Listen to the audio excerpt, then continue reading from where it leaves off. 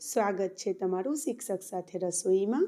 આજે આપણે કોઈ રેસીપી નથી જોવાના। આજે આપણે આદુ લસણની પેસ્ટ લાંબા સમય સુધી કઈ રીતે સાચવી શકાય અને એમાં કઈ વસ્તુ ઉમેરીએ તો લાંબા સમય સુધી એ સચવાયેલી રહે તે જોવાના છે।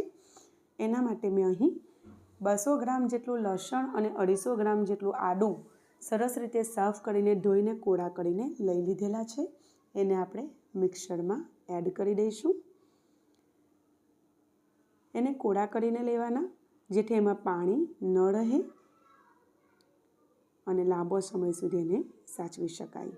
હવે આપણે એમાં એક મોટી ચમચી જેટલું તેલ રેગ્યુલર ઓઇલ જે આપણે ખાવામાં ઉપયોગમાં લેતા હોય એ એડ કરીશું અને સાથે સાથે 1 ચમચી જેટલું આપણે મીઠું એમાં એડ કરીશું।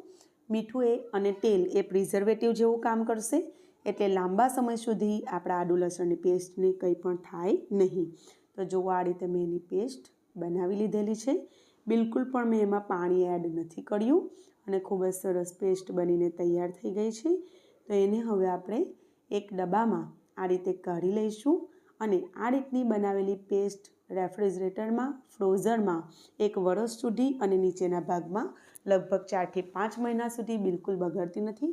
તો આ રીતે તમે બનાવી શકો છો। તો આવા ઉપયોગી વિડીયો માટે આપણી ચેનલને લાઇક, શેર અને સબસ્ક્રાઈબ જરૂરથી કરજો। ફરી મળીશું, ત્યાં સુધી આવજો।